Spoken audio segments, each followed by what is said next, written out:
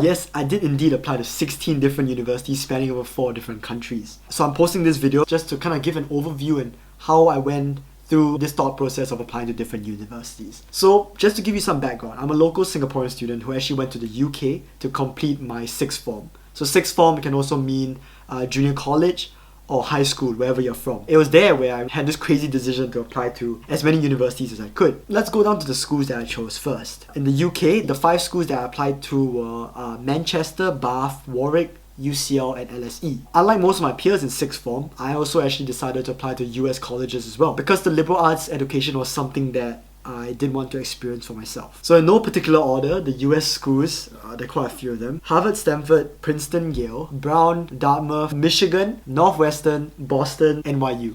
Those are the 10 US schools that I applied to. Finally, I wouldn't have felt secure not applying to anywhere in Singapore, so I applied to Yale-NUS as well. It's very typical to apply to 5 universities in the UK system because the UK system kind of streamlines everything, and where you write one personal statement and it gets sent to all 5 different schools. It's usually the same subject that you're applying to, or similar subjects with like probably 80 to 90% of the similar modules. It's usually only one essay, but it could go to 1 or 2 depending on the course you're going to, and there also could be interviews as well. It really depends on how competitive your course is and whether it specializes anything. So obviously medicine is a very standard one. You're always going to have interviews, and if you're applying to Oxbridge as well, Oxford and Cambridge, do expect an interview from there because courses there are highly competitive. For the US though, it's a completely different case. There is a website, Common Application, which kind of helps you look at all your deadlines together, look at all the essay questions that US universities might provide to you. But the issue, for me at least, was that I wasn't expecting US universities to have so many essays. I knew there were more than UK, but I mean, for some of the schools, the most I ever had for one school was 6 essays, right? And obviously I applied to 10 different US schools, so you can kind of imagine how it plays out. Most on average probably have 3 to 4. Those aren't like crazy long essays. There's obviously one long essay, not crazy long. I'm not sure how long it was, right? It's rather long. And then each school also has kind of like supplementary questions, which are usually maximum 650 words long. Most of them are like 400 to 500 kind of words long. Then again, I do feel that the hardest part of writing essays is really coming out with the gist of it. So for me, I really struggled considering I had 10 universities. I really had to write a lot of essays, and do expect an interview when you're applying to the US because they interview all US applicants whenever they can, whether it's online or whether it's in person. So I covered UK and US. For Yale and US, we'll talk about that process later on because it's a bit special.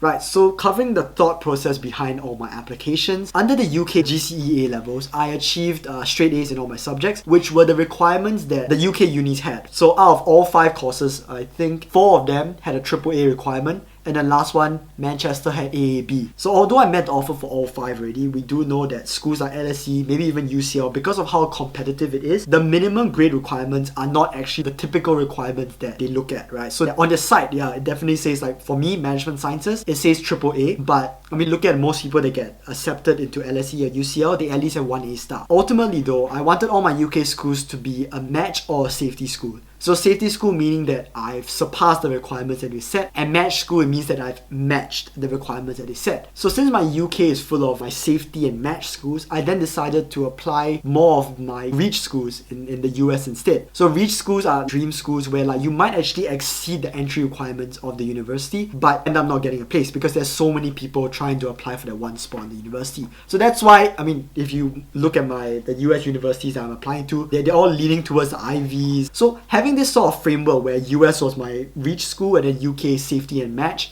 helped me ensure that I get at least one school, but also I'm able to stretch myself and apply to schools which I know the chances of getting in are very low, but just kind of stretch myself and apply to them because you never know when you might be accepted. So now you might notice that I've mentioned I've applied to universities in 4 different countries, but I've only mentioned 3 so far. This is because when applying to NYU, I actually applied to both the New York campus and the Shanghai one. NYU and Yale-NUS were actually special cases for me. So NYU, I literally only applied to 3 days before the deadline because I knew it was 3 days before the deadline, and I was like, I can fit one more school in, right? So at first I was only applying to 9 universities in the US. And then towards the end of it, where there's 3 days left, I was like, well, I do think I have enough time to rush one a bit. So because I was already in the mood of writing essays, I was already in the rhythm, I just started to fit one more in.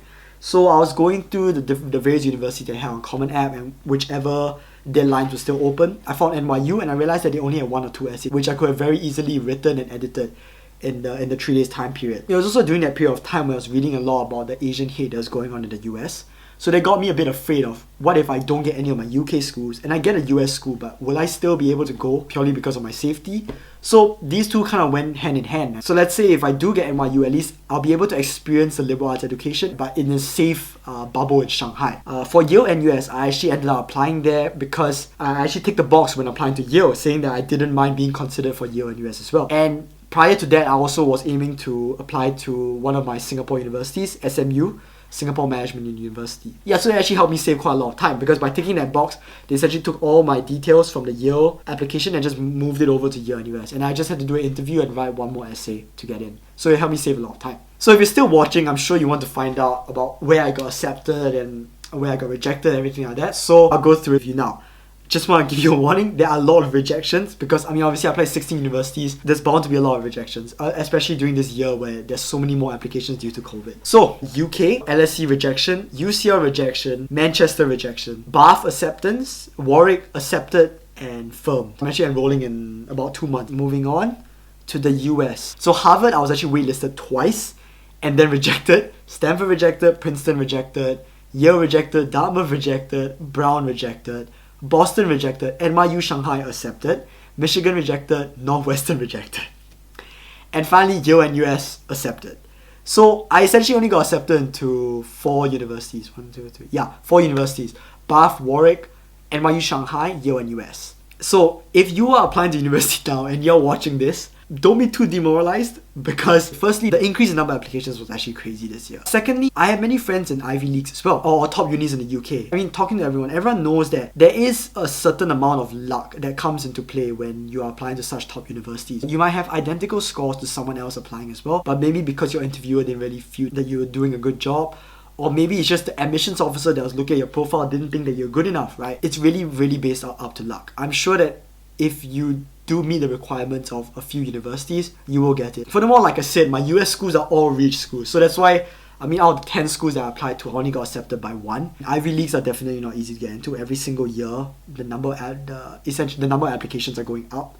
So it's just always getting harder and harder to get into. At the end of the day, I got accepted by quite a few unis, which I'm very happy with. I'm very grateful that I'm going to university this year. And it's such a great university as well. So I hope sharing my personal thought process with you help point you in different various directions, or give you a sense of how I did my applications. I hope you learned something and maybe improve on what I did, because I'm in no way an expert on this at all. Good luck to you if you're applying to university now. I definitely wish you all the best. I don't know which year you're watching this from, but hopefully your year isn't as crazy as this year. So I did try to condense all my thoughts in this video. So do let me know if it got confusing or vague in any point in the way. If you have any improvements for me or any questions, you can just leave it in the comments below and I'll be happy to help out. So that brings us to the end of the video today. If you enjoyed it, please leave a like and share with others who you think might find it useful as well. My YouTube channel aims to give an insight to my life as a whole. So this includes university, day-to-day activities, maybe even fashion, and tons of other stuff as well. If this interests you, please do consider subscribing and I'll catch you next time. See ya!